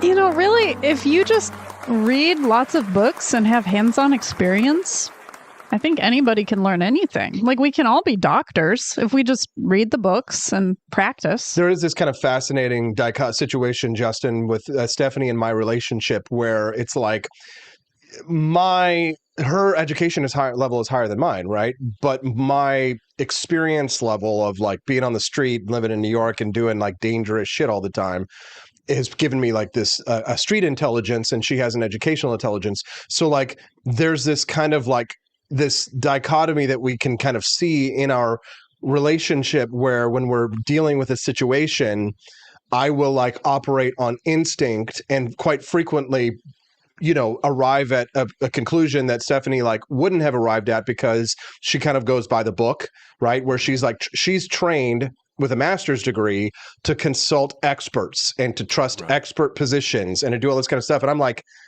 I don't care if the person with a PhD says take your child to the transgender dance sex off. I don't have any evidence to contradict what the PhD is saying about taking your kid to a drag show. I'm not going to do it because I'm trusting my instincts here. So it's kind of like somewhere we got out of this concept of trusting your instincts at some time. Like, we like evolved over millions of years because we did trust our instincts, because there are like experience, they say that the plural of anecdotes is not data, but it kind of is, meaning that a lifetime of lived experience is more valuable than someone who spent a lifetime studying the experience. I mean, Yogi Berra has a quote that I always use in my own voice studio. Try to remember it. He said something along the lines of, in theory, there's no difference between theory and practice. But in practice, there is. In theory, Shut up. My computer just started talking. But this is what I deal with when I'm talking about like vocal theories, for example. Now I'm going to go off into my tangent because this is my specialty. But like, there's a lot of writing about singing and technique and blah, blah, blah. And everybody's got their 5 minutes of ideas about this. But it's when you actually do the actual practical work of something, you discover whether or not it works or not. Even if a theory says, oh, it's supposed to work, what really matters, and this goes for even the athletic trainer, it's like, it matters what you can actually do with the idea, not just its theory. Because a lot of people live in theory. I mean, think about, let's talk about communism and socialism. Those are theories, Austin. Yeah. Those are theories. And those theories don't work because they're contraindicated by how we actually are as human beings. So that's a great example of something that in theory you think, oh, it works. It doesn't work. But people love their theories, Austin. People love to be like, well, my theory, oh, my theory. It's like these people have stared at their navels for too damn long. Yeah. We have a resident white nationalist in the chat for whatever reason. He just we do. Yeah, his name's Whitey White. He always comes and joins us for whatever reason. Okay. But I mean, it's like, it's interesting to hear his point of view. He says the new atheists never ever criticized Judaism, and that tells you everything you need to know about them. That's not true. You should watch. There's a good comedy special, stand-up special by a guy by the name of Doug Stanhope. and he actually does do a criticism of the, because he criticized, because he is a new atheist, and he was a big comedian like 10, 15 years ago and stuff like that.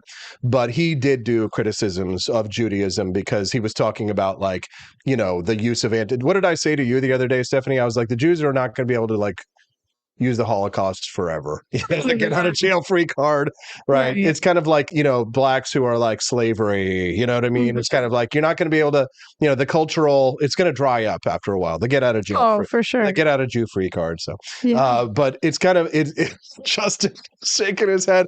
Justin, you used to be an atheist and you are no longer? I don't know if I was an atheist. I think I probably was more like an agnostic. I didn't know. But it's like the ordering of one's life in a narrative, right? It's like, what is the narrative of what's being offered? And I'm like, I personally, at the end of the day, I'm like, I don't care. This is my thing about religious. It's like belief. It's like, do your thing, right? Like all growing up as a kid, they always talked about there being a personal relationship with God, right? That was the thing that kept coming up over in church. It's a personal it's not a religion. It's a personal relationship. And so here's my take on that. Great. Personal relationships are kind of private. So keep it to yourself. Right? Justin, I'm so glad you said that because I wrote a manifesto and it's coming out this coming week. It's called Libertarian Nationalism. And in it talks about, it rejects the premise of other nationalists like Ann Coulter, for example, who says that someone like Vivek, she would never support someone like Vivek Ramaswamy for president because he's a Hindu. And he's Indian. So I reject in my manifesto, I reject this concept that, civically we shouldn't allow Hindus to become president of the United States, right? Because of specifically their religion. But in it, I talk about Donald Trump, and I said, who is a perfect example of what Benjamin Franklin wrote on the very first penny that was ever minted in the United States. It was called the Fugio cent. And on it, it said, mind your business. And what was fascinating about it is what's fascinating about this story is that the thing about Donald Trump is that you will never draw him into a theological debate, ever. He never talks about it. He will talk about, he will say, I believe in God and I'm a Christian, and he will give you the broad overview of his views. But people are like, what's your favorite Bible verse and all that kind of stuff. He's like, oh, all of them. He just doesn't get drawn in. Yeah, he's like, they're all great. That's interesting. Yeah, he does not get drawn into Sarah it. Palin route and be like, I read the newspapers. Which ones? All of them. All of them. You know what I mean? Yeah, all exactly. Of them. Yeah. But I mean, he doesn't get drawn into it, and I think honestly, it's good. It's nobody's business. I don't know, and I don't pretend to know. And the thing is, we were talking about theory and practice. I'm like, you know what? A lot of people talk about the theory of their religion, and very few people practice their religion. Mm-hmm. So I'm just kind of like, why don't you practice it more than you preach it? That's what I would, that's what I'm trying to figure out. How do you live that out in your life rather than trying to talk about it all the time and be like, oh, let me tell you how, because that in a way is virtue signaling, Austin. That's another kind of a virtue signal, right? Even Jesus was like, don't go out in the street and do your prayers out in public, right? Huh. Jesus said that. So it's like, I think it's a private contemplative thing to do. And it's very private. It's very contemplative. It's meditative. But it's not this idea of oh, look at me, I'm doing this and I'm so greater than you are and I'm so much better than you are. I think the human ego has always been there and will always be there. And I think that's the thing you need to get a hold of, because there are mysteries we just don't know. And I'm open to mystery because I find in music, obviously, my sense of something beyond the world that we live in that's beautiful and magnificent and exalted. I don't know the secrets of the universe, and I don't think anybody else does. But ordering your life in a way that is based on forgiveness and kindness and love for your neighbor, I think those are good qualities to have. Because I don't see forgiveness in woke, right? There is no forgiveness in woke. You have to keep on doing the work forever and ever and ever. There is no way out of hell with woke. It never ends. No way out of hell. Yeah, it never ends. You have to keep going. You have to self-flagellate yourself all the time. And I'm just like, I don't do that. I'm not going for that. So I would much, if we have to choose a religion, well, I'm definitely not choosing the religion of woke. No, I think I'm going to choose Shintoism, actually. Oh, Shinto, yeah. What's in Japan? Yeah, I think that a giant fox is God. And I will worship the fox now. Just kidding. I'm Austin Peterson. Good morning. Welcome to the Wake Up America show. We offend everyone and everything. I mean, I think honestly, as now we have a child, and so we have to start teaching her about religions and tradition. I'm starting to think about it myself in terms of what do I want to teach her? How do I want to teach her it? What kinds of decorations do I want in the house? So yeah, I've been thinking about all of that a lot. I definitely want to read her the Bible. Yes, and I agree. I think that's totally appropriate. Yeah, I definitely want to read her the Bible. So because I feel like the Bible it's the language of the West, right? With if you know the stories of the Bible, then you know what someone means when they're saying a phrase like, "What's a common phrase people use? It's a biblical phrase." Pick anything, Justin. Take the speck out of your eye before you take the board out of somebody else's. Exactly. The board out of your eye. Right? Yeah. Don't be a stepping stone in your neighbor's path. Don't be a stumbling block. Don't be a stumbling block or things like that. Do unto others. Yeah, do unto others as you would have them do unto you, right? Like when you see John 3:16 and it just says John 3:16, what does that mean? For God so loved the world that he gave his only begotten son, right? So you need to in order to have conversations with people, even if the ones that you don't agree with, if you want to have a theological discussion with someone, you should have at least some context, right? So I think reading the Bible would give you at least the base context of the West because it is very much the language of the West, as well as Irish slang.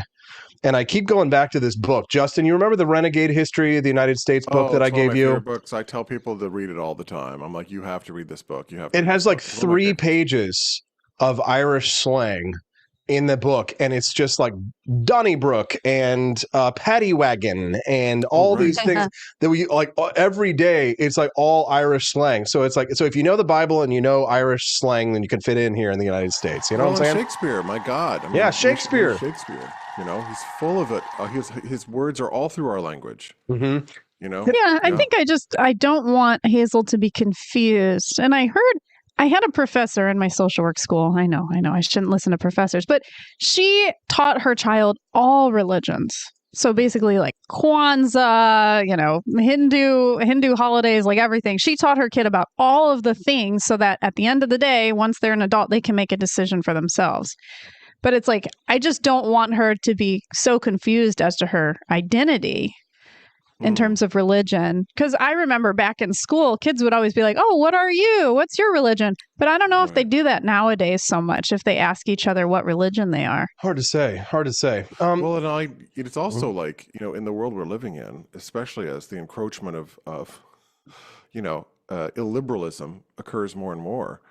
I'm like, well, we can just start to say like, well, I'm sorry, that's against my religion, because it's it is a protected thing, Yeah. I'm not going to lie. When I actually used religion as a reason to get out of vaccines in the past. Back in the day. Saying that was my religious belief. Justin, are you seeing like this crusade James Lindsay's been on against like the woke right? Yeah. What's your take on that?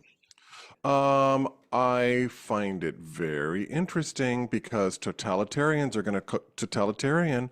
And I think I don't know if I told you this or I told somebody else this, the LGBT community has been used by the left as a cudgel to force in this sort of advanced totalitarianism. So basically, people, the LGBT community is being used as skin suits, is what I like to refer to them as, right? It's like they're wearing the skin suit of an LGBT, but underneath it is pure communism. And that is exactly what what he's calling woke right are doing with Jesus. So they're basically taking Jesus and they're wearing Jesus as a skin suit because they don't want the Constitution. They don't want individualism. They don't want the rule of law. They want to rule, according to their particular collectivist views. So here's the thing, and then this is my belief. I don't care who you are. I am an anti-collectivist, period. I don't care what side of the fence you ride on. I am pro-individual liberty. I am pro-classical liberal values that our nation was founded on. And if you're a collectivist authoritarian, you are my enemy. And I don't care if you're on the right or the left. And I don't care if you're wearing Jesus as a skin suit. You are my enemy. but Justin, Christ is Lord. Christ is Lord. You will obey. You will trust and obey, for there's no other way. So that's basically taking God's name in vain. Yeah, in it my is. opinion. Of course it is. You're using God's name in vain, and it's one of the 10 Commandments not to do. So, and it's yeah. Nazis. No, and I'm anti-collectivist. I'm anti-collectivist. Me too. Me too. Here's the thing: I'm never going to be on the side of the person who's like, "You need to choose a side." Well, I'm not on your side because you're basically using coercion to force me to make a decision like that. Like you said brilliantly once. You said, freedom means also the freedom not to give a fuck. And I'm like, that is some truth right there. Absolutely. I don't have to 100%. care.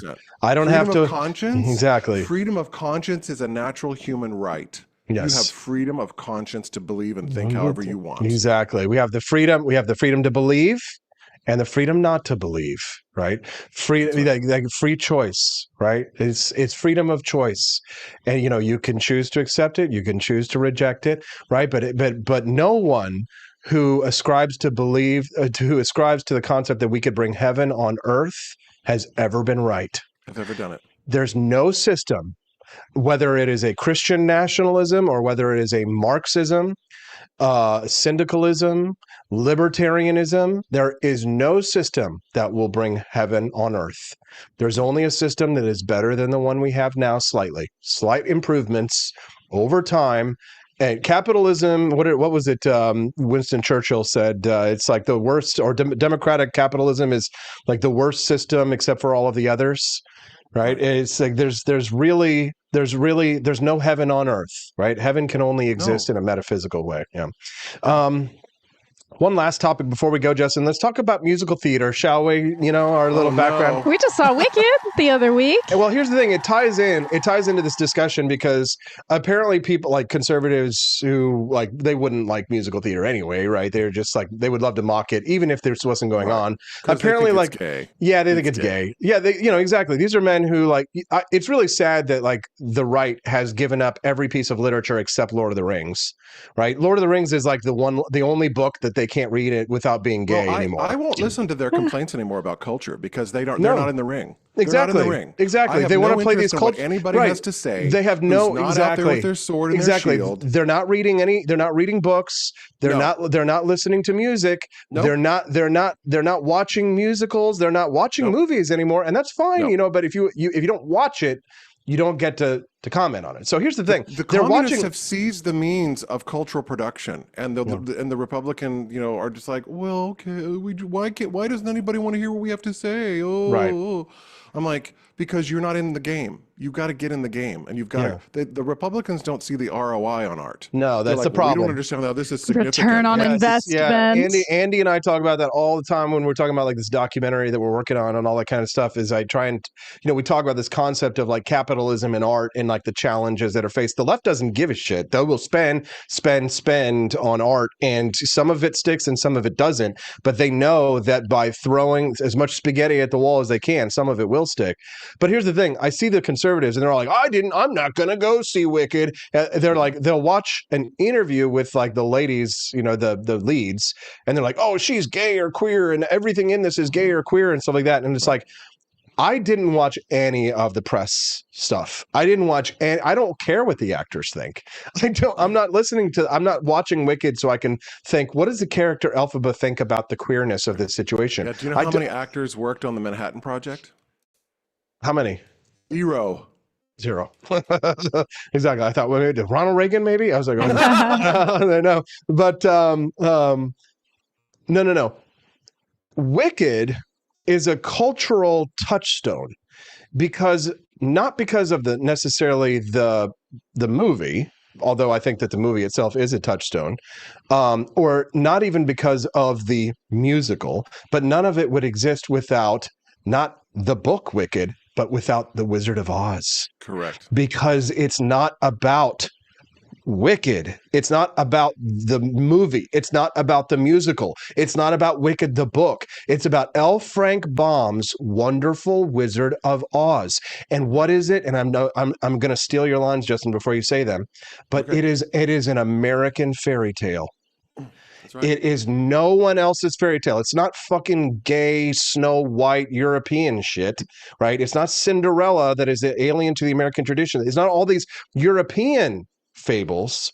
This is an American fable, and it tells an American tale. And many people believe that, for example, the ruby slippers were changed to make them more beautiful for the color of the movie, The Wizard of Oz, but they were silver slippers. And to a large extent, there is a belief that L. Frank Baum was commenting on the debate that was happening in the late 1800s surrounding bimetallism here in the United States, whether we would have gold and silver standards for the transfer of money in exchange. So her walking down the yellow brick road was the gold, and her silver slippers were the silver standard. And so there's all of this like political background that's happening, and these conservatives who like dismiss Wicked because the lead singers are gay, like they're like, many of them even dismiss Wizard of Oz because, well, you know, if you're a friend of Dorothy, then you're gay, right? But I mean, the thing is that is an American story. It is Lord of the Rings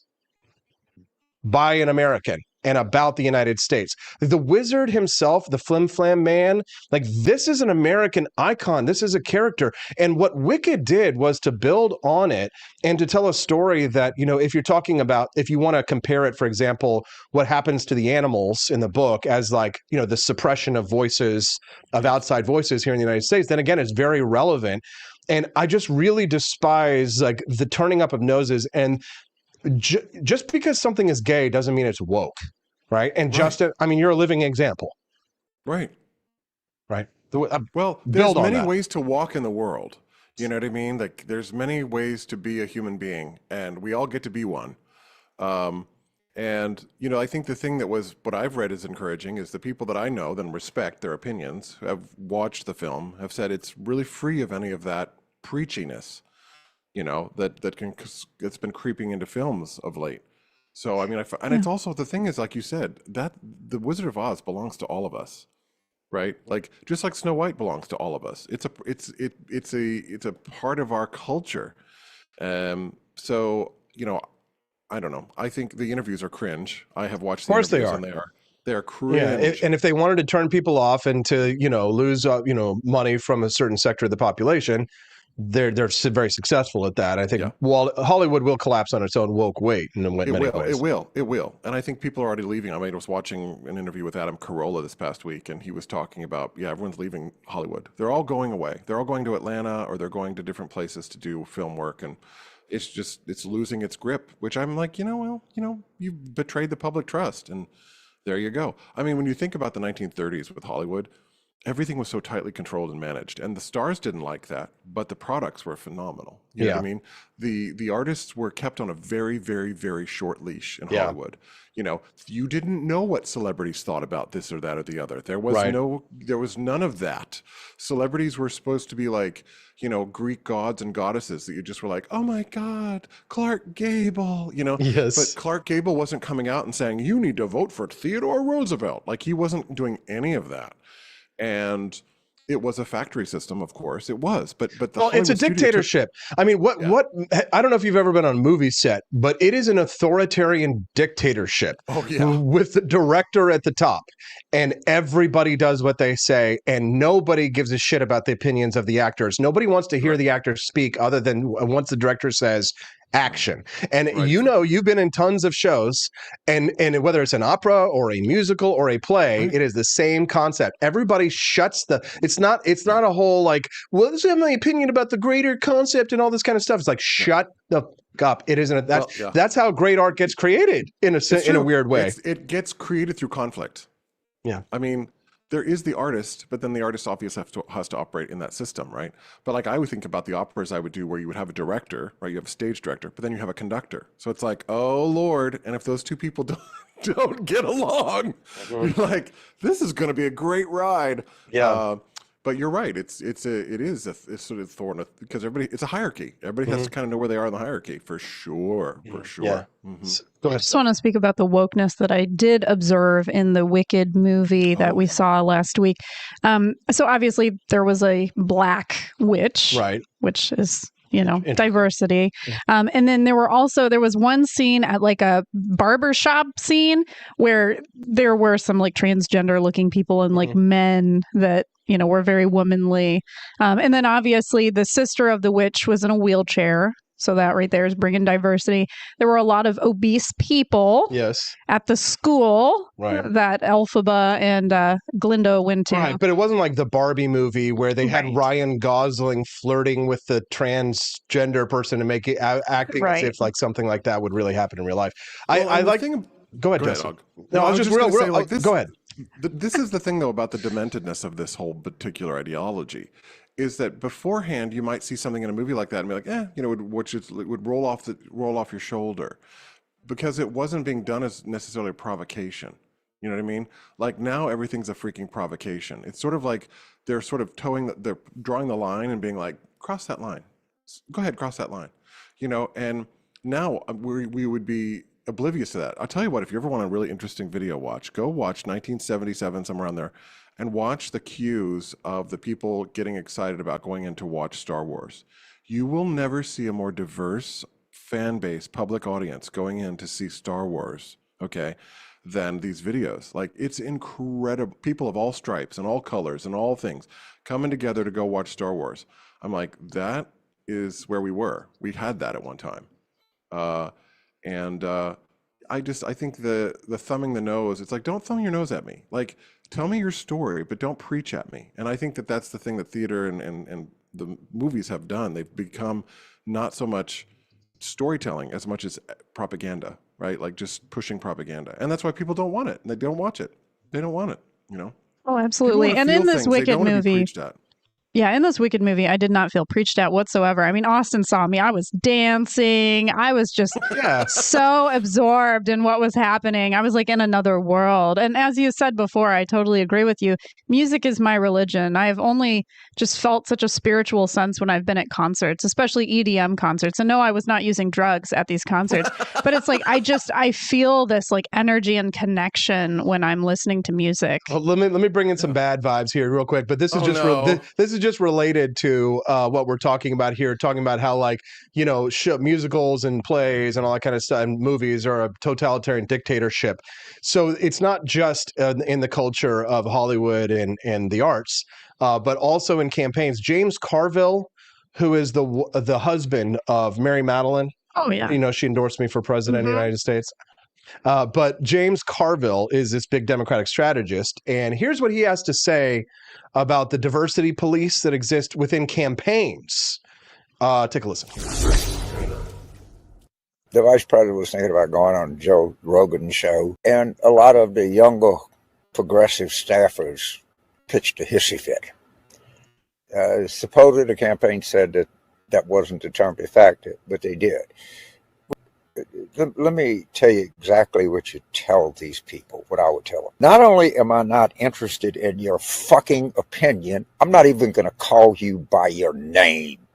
And let me tell you another huge error, huge fucking error this made, is when people said campaigns need to reflect progressive values. No, they don't. Campaigns are authoritarian by their nature. And if I were running a 2028 campaign and I had some little snot-nosed 23-year-old saying, I'm going to resign if you don't do this, not only would I fire that motherfucker on the spot, I would find out who hired them and fire that person. Jesus Christ, whoa! Annie, Dare we say based? Yeah, exactly. Based. That was James Carville. Oh my goodness. Crap. But they're going to purge. They're going to purge when they lose elections. That's all they care about is power. They want those wokies out. You know it. Mm-hmm. That's it. Boom. That's it. That's it. Oh, that's good. I want to eat that on Christmas dinner. That's good. Even during your campaign, I remember that, people were watching every little move you made. And I do remember, that some people would get all butthurt over certain things you would say or do. And then they'd be like, I don't want to be part of this anymore. So it's even for you, we didn't have woke people in our campaign, but people still get very sensitive They do. and want to give their 2 cents at all times. Yeah, no, I mean, and my first campaign, I tried to make it more egalitarian. I had no idea what I was doing, and I had no money and nothing. I was just trying to, like, keep the liberty movement together in 2016 because it was all falling apart at that point. And so I ran my campaign in a more egalitarian way, and I tried to, like, make everybody happy who was part of the campaign. Second time around, it was not like that. I learned my lessons and I realized how to run things. And when people got mad and they didn't like what I said, I was just like, get out, right? You have to, like, one of the things about responsibility and power is that you have to learn how to fire people, I guess, is a sense, like, and that includes, like, your clients. Justin and I have talked about this as well. Yes, where that's it's right. like Red velvet rope policy. Red velvet rope policy. That's Red right. velvet rope Clients. policy. Right. What is this? Right. Go ahead, Justin. Tell me. Yeah. No, the red velvet rope policy, I learned this from a wonderful guy, Michael Port. But basically, it's a business idea that you do not work with everyone, that you're basically keeping a red velvet rope out in front of your business. And that people think, oh, I'm going to come in, I'm going to work with you. I'm like, no, you're not. We're going to see if we're a good fit for each other to work with each other, and then we're going to work together. Right. But the thing is that when you allow people through that red velvet rope that you don't want, that shouldn't be coming through, you don't do your best work. And then those people go out and talk shit about your business because, you didn't do your best work with them, but you let them in the door. So the idea of the red velvet rope policy is that you do not, you vet people that you're going to work with. You don't just let anybody just come in. In my particular business, voice teachers often can have this idea of any warm body syndrome, which just means like, well, I'll just work with anybody that's got a pulse, just come in and I'll work. And those teachers are miserable because what you get is you get people who are not committed. You get people who don't really care. They're not, Right. Their attitudes are crap. So you can't do good work. So part of the red velvet rope policy is beginning to be very discriminatory Yeah. about who you work with. We have If to somebody's gonna discriminate. Be a loose cannon. You're like, I'm not going to work with you. Oh, yeah. I'm not going to do that. Yeah, I get advertisers who will contact me sometimes that I will refuse their money because I think that it's it's short term. It's like you have to think about things in the long term when you have responsibility, when you have real power and you have real authority. You have to think about what is in the best long term interest of what you're doing. So somebody approached me, offered me thousands of dollars. They love the show. They know who we are. They want to be a part of the wake up. They want to have a bug down at the bottom of the screen with their logo. They want to have me talking about their products. Amazing. Great. I would love to have a sponsor like that. It would save me so much time and pain and suffering and trying to, making $5 here, $10 there, putting this show together. But I have to refuse them because they want me to sell supplements. Yeah. And I don't know anything about supplements. I know some are snake oils, some are vitamins, some may work, some may not. I don't know anything about it. I will never know anything about it. And I will not go to conferences about them. I will not sell anything that I think I might get my customers in trouble or they won't like or that doesn't work for them. I don't care how rich it would make me because I think in the end, there'd be a lawsuit and then they'd take everything I had. You also hit on something very, very important. As part of this red velvet rope policy is understanding who your ideal client is, because you cannot serve everyone. You know this as well as I do. Not everyone is your ideal client. And so even though there might be a market for whoever is in your pool, let's say you have a market that's ideal market, but you're not, all of that market isn't even going to be your ideal client. There's going to be ideal clients in that market, but not all of them are going to be your ideal client. You know what I mean? I can really relate to this. Market. Yeah, I can really relate to this for my therapy because I screen my clients before I accept anybody, and I've learned my lessons about not accepting certain mental health disorder clients, like borderline personality disorder, for example. Like I got myself into a really sticky situation long ago where I did take on a client like that, and she basically was an energy vampire. And so I'm like, I will never again deal with certain mental health disorders that are just way too complicated for what I want to do. Totally. Nothing has helped me more than really thinking about who is my ideal client. Because when somebody walks in the door and they're not my ideal client, there's no like, well, are they, or could they? No, they're not my client. They're not my client. Yeah. I cannot serve them. And when I'm in the game and I am doing my best work and I am killing it as a teacher, and these people are killing it as singers, and they're happy and I'm happy, and it's like this mutual cohesion. Those people then go off and they go, Justin Peterson's awesome. Oh my God, he's the best teacher ever. Yeah. And those people are my now marketing for my business, my word of mouth. So when I work with the best people, I'm inspired to do the best work. When I work with people that are not a fit, I don't do my best work. And then I hate my job. And I'm like, oh God, I have to work with this freaking idiot. So if you self-select out your ideal clients more and more, and here's the thing Michael Port says in his book too, he says, you should even get rid of the people that are duds. Like if you have a client that's a dud, dump them. That's one of the first pieces of advice that he has in his book. He's like, get rid of them. So you can have other better clients, so you can make room for better people that are fit. After having Hazel, I actually did that with some people, because they didn't like my schedule. And so they started getting like butthurt about it. And they're just like, I'm going to go find someone else. I'm like, okay. Bye. Yeah. Yep, bye. Yeah. Exactly. Brad Beckman said he had an issue at his last job with this. We accepted a resident and a month in learned he'd been to prison for second-degree murder. Found out he threatened to beat someone's skull in. Oh my God. Yikes. This is the thing that Garbo was saying. These people aren't getting vetted. They're just getting let in. You know what I mean? Yeah. And then they're becoming cry bullies, which is one of my favorite expressions, right? Cry bullies. And there's some people too, like in my business, where like some people they'll come in and then they'll give you like, $5 or $10 or $50 or whatever, something like that. They donate to you or they buy some of your merchandise and then they think they own you and all of your time. And it's kind of like, I appreciate your custom. Thank you for being a customer. But like if they like continue to press and so that it's kind of like, I gotta let you go, right? I appreciate it. I've got to cut you off. Can I also tell you this? I have also found that there's a relationship inversion where the people who don't pay as much have more. They demand more. Yeah. They demand more. Yeah. Whereas the people that pay a lot are like easy peasy. Yeah. We've got that. We've got a couple of like big clients that we work with on projects and they're so easy. We'll ask them a set of questions. We go back and forth and then they just really write us a big check and then they go. And then we'll have some people that we'll work with that'll offer us they'll like fight us for every dime and all that stuff. And then it's like, they're so demanding and all that kind of stuff. And they want to micromanage everything. And then it's like, we end up losing money because of all the time we spent like trying to work with them.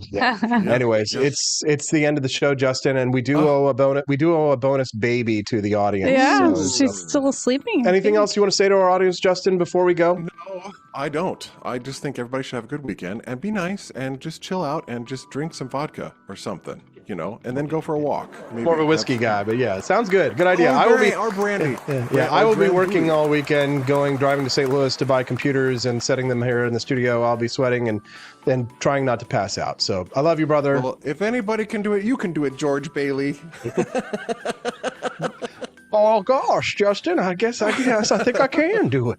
Love you, brother. Merry Christmas, Bedford Falls. Merry Christmas, Bedford Falls. Love you, brother. See you soon. Love you too. All right, bye. We love Justin. Yay. We got a bonus baby for him, Steffi Weffy. We got a bonus baby. Oh, bonus baby. Look at that cute little baby. So we just went to the doctor this week. She's 4 months old. And she's off the charts in terms of her height. Can we show how tall she is? Can you kind of like hold her up here real quick? Like, see, we're on camera 3 over here. Let's check them out. Like, hold her up. See, look how long this 4-month-old baby. She's gigantic. Hold on. Let's see if I can see it. There we go. Look at there. Oh my goodness gracious. Look at the belly. Belly baby. She's beautiful. Yeah, I think she's about 26 and a half inches. She's 16 pounds, 3 ounces. So she's a little above average for her weight, and her head size is average. Mm-hmm. I don't know if there's really any truths to a bigger head means bigger brain. Didn't you say Einstein had a small brain? His was all small and crinkly. So, right. If they're like me, she's like me, she's got a big head. Hi, baby. Are you smiling at your daddy? You smiling at your daddy? Hi, baby. She smiles at her daddy a lot. Oh, she really likes you. Hi, baby. You really help remove the tension when she feels really on edge. Yeah, she's a smiley baby. Yeah. Sometimes she'll like really be like just going crazy and she won't be consoled. And then I'll just come in and be like, hi, and I'll pick her up and hold her. Let me show you like the day. Yeah, I'll be like trying to put her to bed for over an hour and Austin comes in and then she just like falls asleep. Yeah. And I'm like, wow. Let me show you. The And then you're like, see, all you have to do is this. And I'm like, I tried. No, let me see. Let me show you. There we go. Like, hi, baby. Hi, baby. Hey guys, Okay, it's watch Hazel. This is the daddy hold. Here we go. This is how daddy does it. Got it. Watch as she spews all over the computer you have here. Yeah, exactly. That'll short it out. It'll be the last time that computer turns on. You hold her like this, like that, and then just like this, like this. Yeah, just like. Hold it just like this. Yeah, and then. Right? Just like this. Oh, she loves touching her toes. She does happy baby, the yoga pose all the time now. She touches her toes and moves around. She's working on rolling over. She can do it, but she doesn't do it like by herself. She usually needs prompting. There it is. There she is. She's filling in. Yes, she is. All right. Well, it's time for us to cut things off. I do want to make one last appeal to you guys to visit forlibertyshop.com and get your Christmas shopping done, guys, because it's not going to be able to be delivered on time. All right. Yeah, and we have a 20% off sale going. So we've got all home goods, wine glasses, drinkware, pet products, Make Taxation Theft Again products, and Gadsden Flag products. They're all 20% off, automatic discount, no code needed. So go to the shop, forlibertyshop.com. You can get 20% off. I mean, these are great deals because you get like, I saw some products are like $5 off. So this is something that you definitely want to take advantage of. There we go. All right, guys. Well, we appreciate everything that you've done for us. And thanks for all of your generosity this morning. We did unlock the bonus baby, so you got the bonus baby. Hopefully everything goes fine with the new tech that we're going to bring in this weekend and we can solve all of the problems. But just expect that things could be kind of rough throughout the holiday season as I try and fix all the, try and find solutions to all the problems we've been having. So love you guys. And we'll see you hopefully on Monday on the Wake Up America show on the 4 Liberty Network. Okay? Be free. Be free.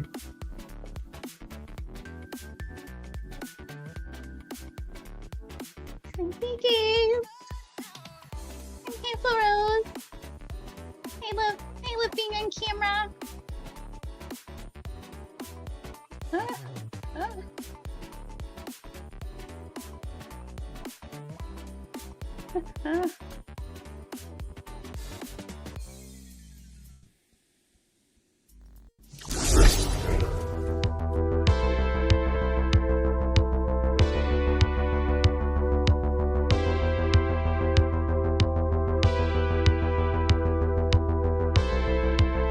Are you tired of the strange radioactive effects of leftist culture? Do you ever wonder what happened to good old-fashioned American values? Well, fear no more, because there's a new force fighting back against the cultural rot of today. Introducing Culturama, a right-of-center talk show that's taking back the future today.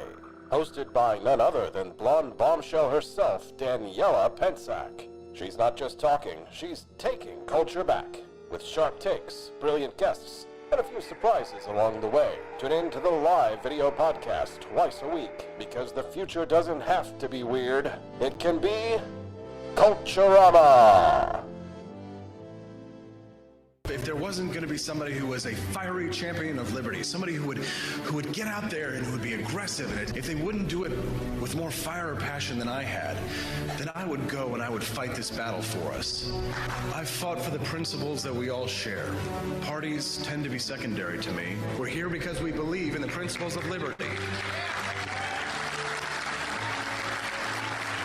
I am not a perfect messenger, but I think I'm a damn good one. This is a replica of our first president's flintlock pistol. You have my full support, my respect, and my gun.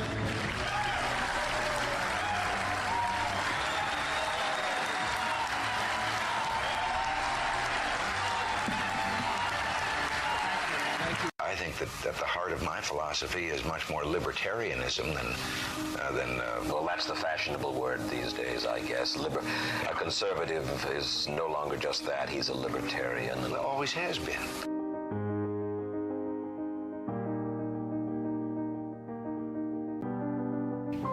Yet any time you and I question the schemes of the do-gooders, we're denounced as being against their humanitarian goals. They say we're always against things, we're never for anything.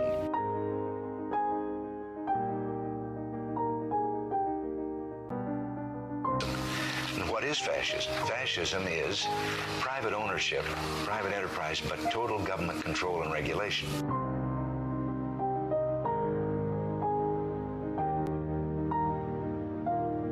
Well, the trouble with our liberal friends is not that they're ignorant. It's just that they know so much that isn't so.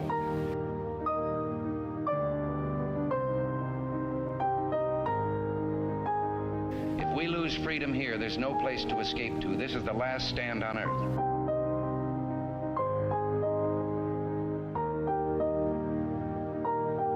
This is the issue of this election. Whether we believe in our capacity for self-government or whether we abandon the American Revolution and confess that a little intellectual elite in a far distant capital can plan our lives for us better than we can plan them ourselves.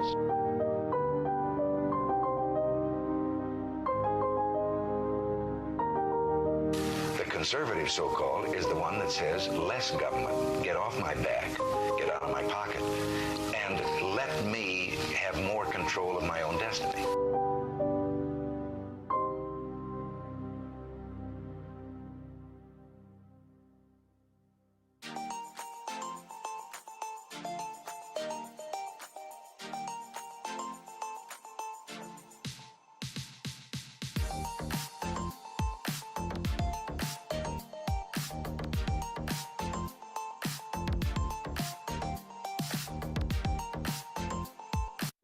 Do you hate the deep state? Do you reject the Antichrist in all his ways? Do you believe that aliens controlled LBJ to assassinate John F. Kennedy? Did you know that the shot can put chemicals in you that will make you more sensitive to 5G? Do you love America? Do you want more freedom? Do you like smoking hot red-headed libertarians? Then the AP for Liberty shop is for you! Check out all the awesome new merch and have a happy new year! Fight the deep state, reject the Antichrist. Visit AP for Liberty shop and get your patriotic merchandise now, or the deep state wins.